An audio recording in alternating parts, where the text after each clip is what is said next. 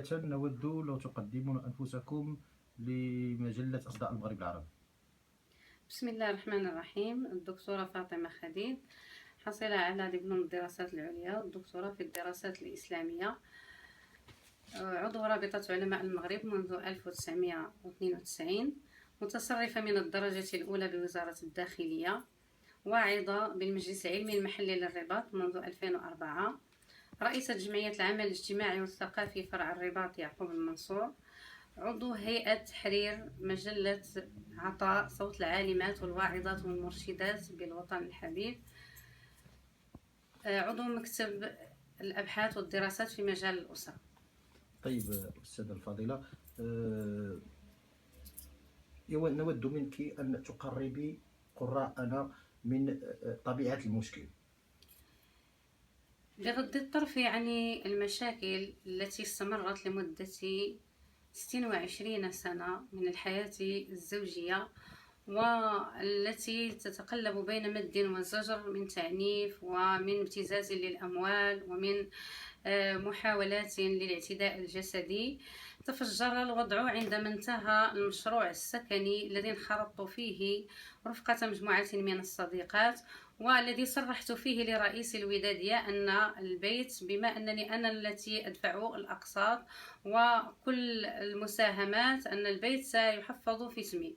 جنون هذا الزوج وأخذ يتصرف تصرفات غير عادية ويعنفني ويهددني ويعنفني نفسيا وجسديا، حتى بلغ به الأمر أن يقتادني إلى مستشفى الرازي. حاول أن ينشئ جمعية لملاك هذه العمارة. طيب، ما هي النقطة التي أفاضت الكأس؟ النقطة التي أفاضت الكأس هي عندما علم أنني قد حفظت هذا المنزل فعلا في اسمي.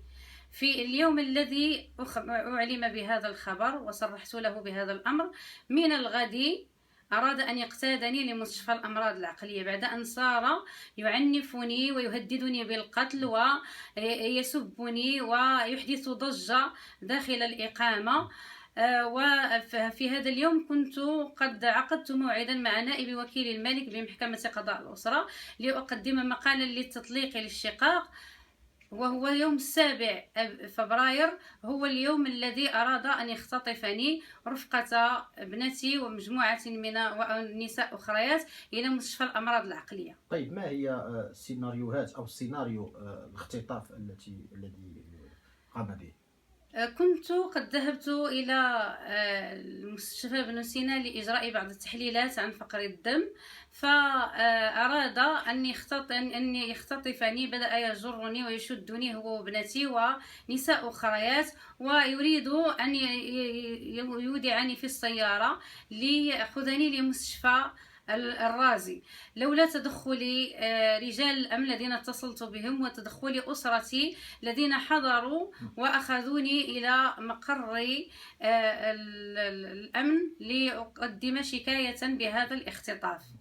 لكن هذا الزوج لم يتوقف عند هذا الحد، وأخذ يلاحقني ويطاردني ويهددني حيثما حللت وارتحلت، حتى في مقر عملي بولاية جهة الرباط سلا القنيطرة، مما اضطرني إلى الذهاب إلى محكمة الابتدائية ووضع شكاية أخرى بهذه المطاردة والملاحقة والتهديد. لكنني عندما أخذت هذه الشكاية لولاية أمن الرباط لكتابة المحضر، أرجعني عميد الأمن إلى الغد، وعندما حضرت لكتابة المحضر وبعد كتابته وتوقيعه أخرج لي إذنا بأن لديه أمر بأن يأخذني لمستشفى الأمراض العقلية الرازي. طيب، ما هي السيناريوهات الثانية التي حاول اختطافكم؟ في المرة الثالثة كنت في عملي في ولاية جهة الرباط سلا القنيطرة، وأنا أعمل بهذه المؤسسة، وفي هذه الآونة كنت أحقق مخطوطات بالمكتبة الملكية، أذيع برامج بإذاعة محمد السادس للقرآن الكريم.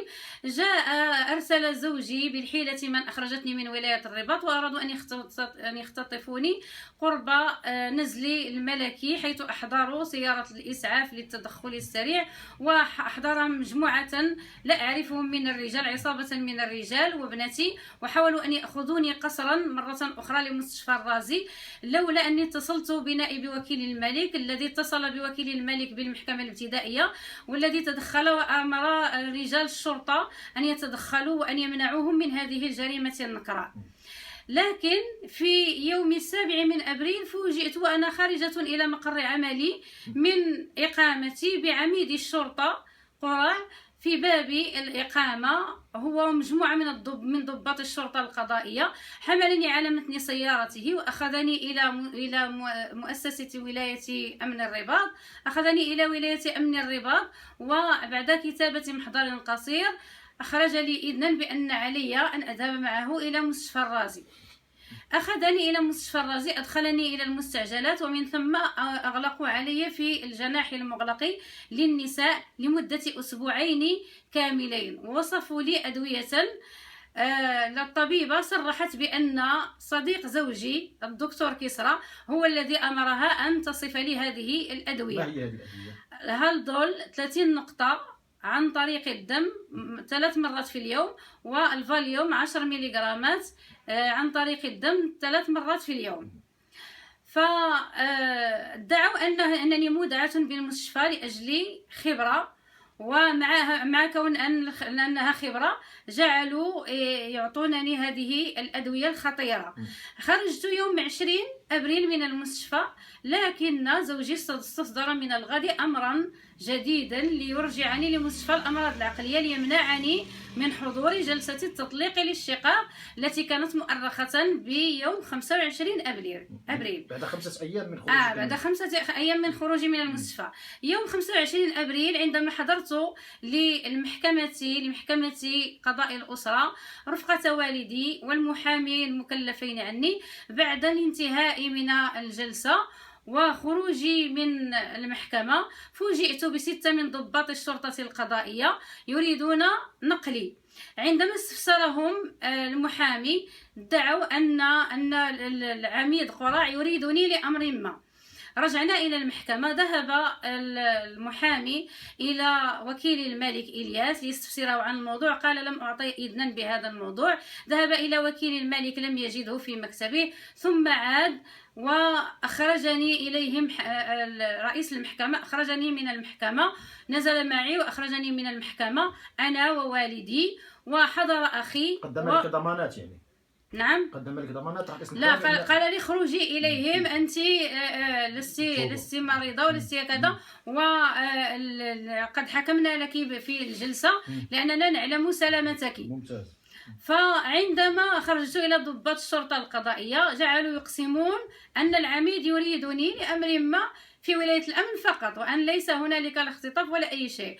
أركبوني في سيارة الأمن أنا ووالدي، لكنني فوجئت في الطريق أنني وصلت والسيارة دخلت إلى مستشفى الرازي من جديد، وأدخلوني مرة أخرى عن طريق المستعجلات، وأودعوني في الجناح المغلق للنساء مع الحالات النفسية المتفاقمة جدا. ما هي الفترة الممتدة، الفترة التي قضيتها في هذه مؤسسة الرازي؟ اولا رجال الشرطه قالوا لي اننا كنا هنا بباب المحكمه قبل ان تدخلي للجلسه، لانه كان يريد زوجك ان يمنعك من حضور هذه الجلسه للتطليق للشقاق ليفوت عليك الجلسات، لكنهم لعلمهم بأمري أرجعوا هذا الإمساك إلى ما بعد الجلسة. دخلت يوم 25 أبريل ومكثت إلى يوم 14 من يونيو 50 يوما بالجناح المغلق للنساء بمستشفى الرازي. أصبت أثناء هذه الفترة بعد أن وصفوا لي مجموعة من الأدوية وجعلوا يغيرون كل مرة الدواء ليصيبني بالأعراض الانسحابية التي أحمد الله سبحانه وتعالى أنه أنجاني منها. أصبت بانخفاض شديد في ضغط الدم 9/5، ثم صارت 8/4. أنا مريضة بفقر الدم، والطبيبة قد وصفت لي 5 أشهر من العلاج، لم يعطوني علاجي، تفاقم، لم يتم إسعافي. أصبت بنزيف في المستشفى، أيضا لم يتم إسعافي. يعني الجناح المغلق، نقص في الأكسجين، يعني التعذيب النفسي من خلال يعني هؤلاء المريضات، وهذا يعني مكان يعني يفتقر إلى أبسط وسائل النظافة والعناية وإلى آخره. يعني التعذيب النفسي والتعذيب الجسدي ومحاولة القتل، بحيث أن الطبيب الذي هو صديق زوجي الدكتور والناس حضر مرة واحدة لمقابلتي، وقال لي بالحرف: إن كنت تريدين التطليق فمن حقك، وإذا آن أوان جلسة التطليق نحن سنصطحبك إلى هذه الجلسة وإلى المحكمة، وأنت مريضة بداء الهذيان، paranoïa de persécution morbide، مرض جنون الهذيان الذي ينتهي بالانتحار، لأنهم يخططون حتى إذا تم قتلي أو في أي مكان سيرجعون ذلك ويجعلون السبب أنني مريضة بمرض عقلي يؤدي إلى الانتحار. التي طرحها عليك اختيارين. وأيضا في ذلك اليوم الذي كانت لدي فيه الجلسة قال لي: ألا تريدين أن تلعنين الشيطان؟ ألا تريدين أن تتوقفي عن هذه الشكايات وعن جلسة التطليق؟ ألا تريدين أن تعودي لزوجك؟ فعندما رفضت قال للطبيبة: اكتبي في التقرير أن لديها جنون الهذيان. ما هو السبب الذي جعلهم يطلقون سراحك؟ لم يطلق سراحي إلا بعد أن تدخل كثير من المتدخلين، ورغم الضجة الإعلامية أن إحدى الحقوقيات ذهبت للسيد مدير الديوان بوزارة الصحة، الذي أبرزت له الشواهد الطبية التي أتوفر عليها من لدن أطباء أخصائيين في هذه الأمراض، والتي تثبت سلامتي التامة من الناحية العقلية والنفسية. اتصل السيد مدير الديوان بالدكتور جلال توفيق مدير المستشفى، قال له بالحرف: هل لديكم الأستاذة فاطمة خديد في المستشفى؟ قال: نعم. قال: لدي شواهد بين يدي تثبت سلامة هذه السيدة النفسية والعقلية، هل هي مريضة؟ قال مدير المستشفى: لا، إنها ليست مريضة ولا نعطيها أي أدوية. قال: لماذا هي محتجزة عندكم؟ قال: إنما لديها مشكل مع زوجها، فأمره أن يفرج عني. طيب، ما هي الأسباب التي جعلت هذا الزوج أن يتعامل معك بهذه القساوة؟ عندما أدخلت للمستشفى في هذه المرة الكل كان يعلم، وكان مقررا أن أمكث بالجناح المغلق لمستشفى الرازي لمدة 6 أشهر، وهو يصرح وابنتي أن علي أن أمكث بالمستشفى 6 أشهر، لأن مقصده الأساسي هو أن يحجر علي وأن يستولي على دخلي وعلى المنزل الذي اشتريته للسكنة، ومنزل آخر واشتريته أنا ورفقة مجموعة من المحسنات، وجعلته مقرا لجمعية العمل الاجتماعي والثقافي فرع الرباط يعقوب المنصور، الذي أعتني فيه بالأيتام والمتخلى عنهم والمعوزين. طيب، ما هي رسالتك؟